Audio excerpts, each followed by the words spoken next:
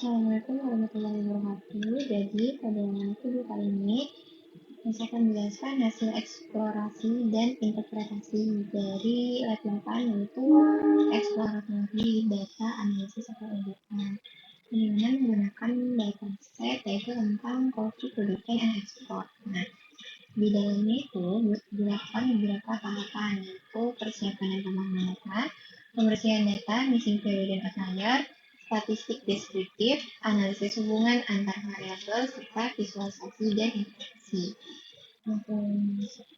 Ini jadi pertama itu persiapan dan pengembangan data. Nah, langkah pertama di sini kita import empat library utama, yaitu ada Pandas, NumPy, Matplotlib, dan Seaborn. Fungsinya untuk mengelola, menganalisis, serta memvisualisasikan hasil datanya. Di sini kita upload filenya. Setelah itu kita tampilkan 5 data pertama ini. Setelah berhasil di-upload datasetnya, yaitu coffee.csv, di sini kita menampilkan 5 dataset pertama, yaitu location country-nya, tanggal negaranya, misalkan ini dari United States, itu kotanya dari Kona, location altitude-nya minimal, ketinggian maksimal, rata-rata, tahun, data owner, data spesies, variasi, dan lainnya. Setelah itu kita menampilkan informasi datasetnya, yaitu di sini datasetnya mempunyai 989 baris, dimulai dari 0 hingga 988, serta memiliki 23 kolom yang dimulai dari 0 sampai 22 untuk location country, physical location region, location altitude wind, dan lain-lain. Nah, dimana tipe datanya itu ada float 11, integer 5, dan objek ada 7. Nah, ukuran datasetnya baik baris dan kolom itu tadi dijelaskan dari awal ada 989 baris serta 23 kolom. Tipe data setiap kolomnya, contohnya ada location country itu objek, location region itu ada objek, location altitude minimal, ketinggian minimalnya ada integer, altitude max-nya integer, terus itu ada lagi data production date itu berupa plot. Ini datanya. Nah, di sini juga memiliki 2 kolom, yaitu kolom merit yang terdiri dari location altitude min, location altitude max, location altitude average, year, data prediction number of bags, data prediction bag weight, data course aroma, dan sampai data skor total. Itu datanya berupa data yang merit. Nah, kalau kolom yang kategorikal itu ada location country ini asal negaranya, location region negaranya, data owner, data type species, data variety, data type processing method, dan data color. Nah, di sini ada statistik deskriptif awal yang berupa ini rata-ratanya dari location altitude mean, max, average, year, dan lain-lainnya itu rata-ratanya berjumlah 81,9. Nah, itu SPD-nya ada 3,8. Di sini maksimum dan minimalnya ada 0,0. Maksimalnya di sini mencakup 90,58. Nah, Lanjutkan yang kedua yaitu pembersihan data. Kita masuk ke tahap isi value dan outlier. Di sini saya buka aja. Nah, jumlah kita di sini lihat jumlah isi value per kolomnya sebelum pembersihan itu harusnya kayak gini. Ada di location region ada 36 kolom missing value. Datanya di data owner ada 5 missing value. Data type variety-nya ada 125. Data type processing method ada 62 dan data color-nya ada 47. Nah, missing value-nya kita tangani missing value-nya setelah kita cek dulu tadi. Terus itu kita cek kembali setelah ditangani missing value-nya jumlahnya jadi 0. Jadi udah nggak ada missing value lagi. Nah, terus di sini itu divisualisasikan menggunakan kolom memory itu yang sebelum pemeriksaan outlier. Dimana di sini pada location altitude minimal di sini ada outliernya namun alhamdulillah coba sedikit location altitude max-nya nggak ada. Di location altitude average-nya ini terdapat outlier ya di kanan dan di kirinya. Dia ada di outlier itu tahunya dari mana di luar dari SSK-nya. Nah, di sini data prediction baik memiliki data ekstrim yaitu jauh sekali dari rata-ratanya. Dia sampai berjumlah 20.000. Ini nilai ini sumbu X atau sumbu horizontal dan data-data ini sumbu nah, ini data ekstrim pada location altitude average dihapus dan jumlah barisan hapus ada 105. Nah, jumlah bersih data setelah pembersihan itu ada 888 baris dan 23 kolom. Ini plot kolom baris setelah pembersihan.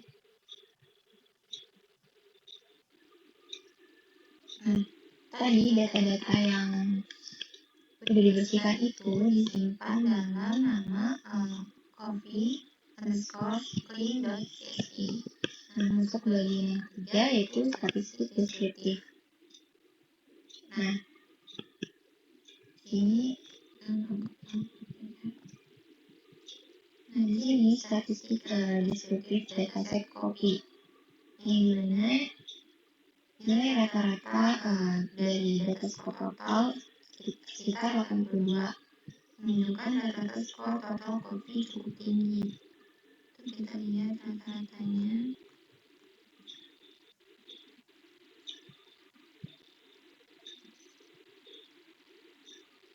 Data skor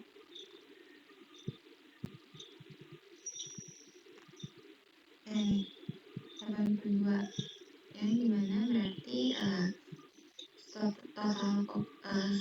rata-rata skor total copy ini cukup tinggi dan terus SCG ini menunjukkan sebenarnya nilai total copy tidak terlalu besar yang dimana data itu berarti datanya relatif konsisten.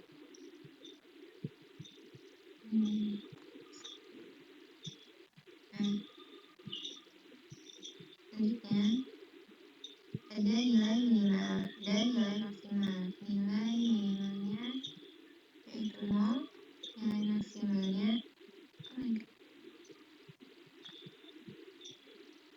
adalah 10.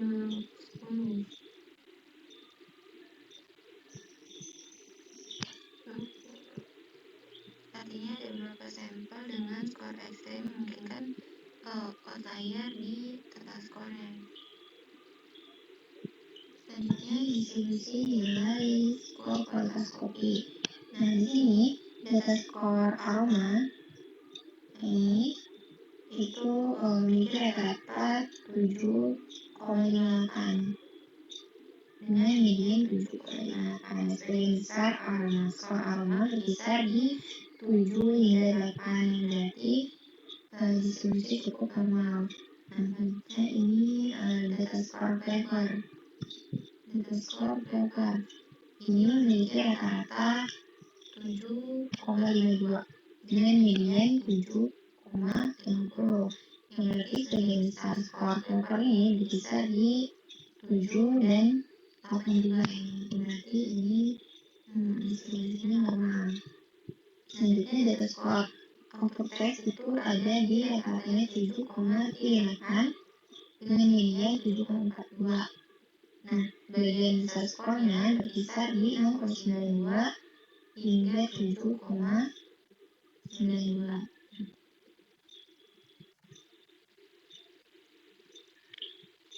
Selanjutnya ada data skor body.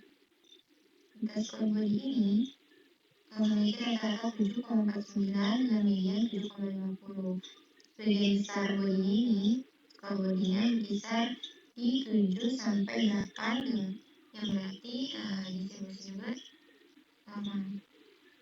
Skor balance rata-ratanya 7,49 dengan median 7,50, yang sebagian besar skornya berkisar di 7 sampai 8. Nah, yang terakhir ada data skor total. Yang ini cukup tinggi, memiliki rata-rata 82 dengan median 82,50. Lebih besar, skor totalnya berkisar di 82 sampai 83. Selanjutnya ada rata-rata skor tiap aspek kualitas kopi.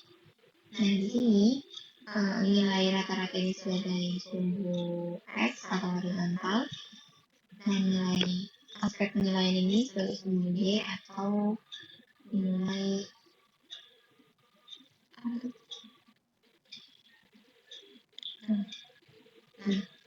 di sini kalau rata-ratanya ada 82 dengan aroma rata-ratanya ada di 7,58. Acidity ini ada di 7,54, flavor ada di 7,52, data skor body ada di 7,49, data balance ada di 7,49, data skor aftertaste ada di 7,38. Nah, di sini berarti aspek aroma memiliki rata-rata yang tertinggi, sedangkan aftertaste ini paling rendah yaitu 7,38. Nah, di sini ada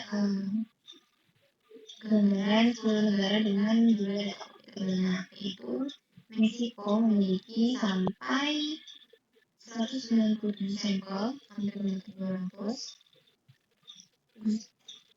Guatemala itu memiliki 142 sampel, Kolombia memiliki 103 sampel, Honduras memiliki 46 sampel, Brazil memiliki 41 sampel, Costa Rica memiliki 39 sampel, Uganda memiliki 34 sampel, Tanzania atau United Republic of ini mempunyai 33 sampel, Ethiopia 20 sampel, serta yang terakhir Kenya 19 sampel. Negara dengan data terbanyak memungkinkan menjadi penghasil kopi utama atau dataset lebih lengkap. Berarti Meksiko ini mempunyai peluang untuk menjadi penghasil kopi utama. Nah, di sini ada korelasi antar aspek penilaian kualitas kopi. Nah, di sini aroma dan flavor berkorelasi, di angka 0,45, aroma dan aftertaste ada di 81, terus itu data skor activity ada di 0,76, data skor aroma dan data skor balance ada di 0,78, data skor aroma dan data skor total ada di 0,833.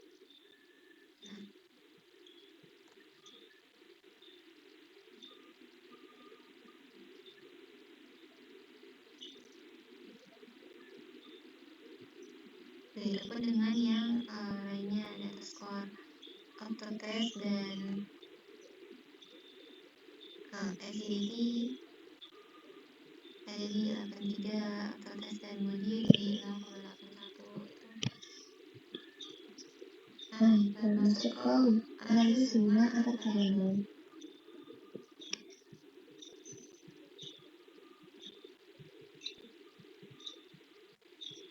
Di sini ada plot antar variabel numerik kopi.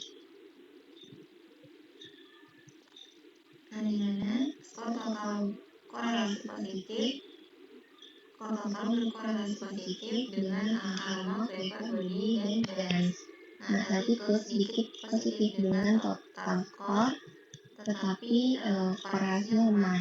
Nah, produk atau number of base cenderung tidak berkorelasi langsung dengan skor.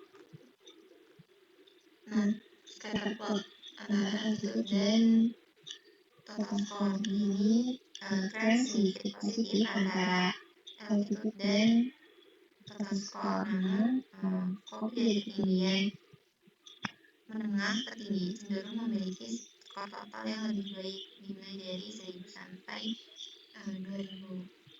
Di sini ada heatmap korelasi antar variabel numerik, yaitu location altitude average dengan number of bags ada di angka 0,8. Terus itu location altitude average dan data skor aroma ada di 0,14. Nah,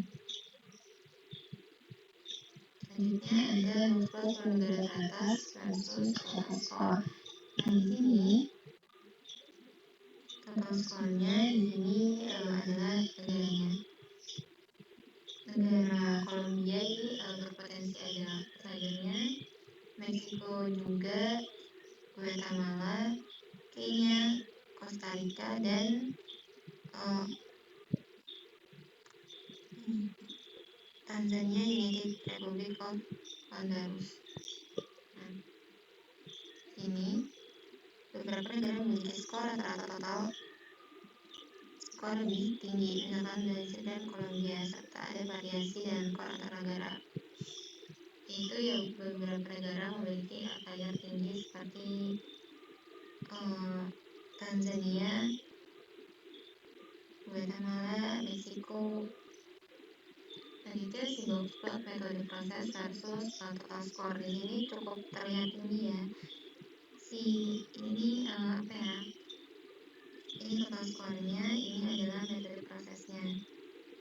Di sini metode proses loss atau wet ini memiliki jumlah outlier yang cukup tinggi, natural dry, serta unknown ini juga. Nah, beberapa metode proses kopi cenderung memiliki total skor lebih tinggi, misalnya di POS. Serta ada variasi skor dalam setiap metode menunjukkan pengaruh metode proses terhadap kualitasnya. Selanjutnya visualisasi dan interpretasi data. Nah,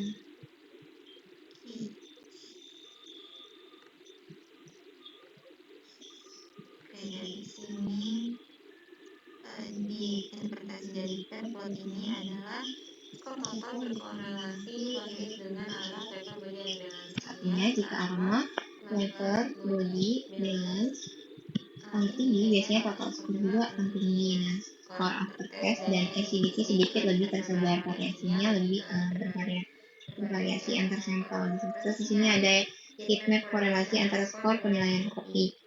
Nah, di sini interpretasinya adalah korelasi tingginya 0,8 terlihat antara total skor dengan aroma, flavor, body, and balance. Nah, selanjutnya total skor dipengaruhi terutama oleh aroma, flavor, body, and balance. Fokus ke negara teratas versus total skor. Di sini Kolombia memiliki data Kolombia, Meksiko juga, serta Guatemala, Kenya, Costa Rica, dan Tanzania. Itu negara seperti Brazil dan Kolombia memiliki skor total rata-rata lebih tinggi, lebih 80. Variasi skor di tiap negara, yaitu beberapa outlier tinggi muncul lokalnya. Dan menandakan beberapa sampel kualitas sangat baik, menunjukkan pengaruh asal negara terhadap kualitas kopinya. Boxplot metode proses dan total skor, terdapat beberapa outlier juga di sini, yaitu metode WOS cenderung memiliki total skor lebih tinggi dibanding metode lainnya, dan ada variasi di setiap metodenya. Ini menandakan bahwa metode proses kopi berpengaruh pada kualitas akhir. Outlier di beberapa metode menunjukkan ada sampel dengan kualitas yang sangat luar biasa. Nah, di sini ada scatter plot attitude versus total score, yang dimana kopi dari ketinggian menengah ke tinggi itu cenderung memiliki skor total lebih baik, itu dimulai dari 1000 sampai 2000. Nah, mungkin cukup sekian yang dapat saya sampaikan. Mohon maaf apabila ada banyak kekurangan dan salah penyampaian. Saya akhiri, wassalamualaikum warahmatullahi wabarakatuh.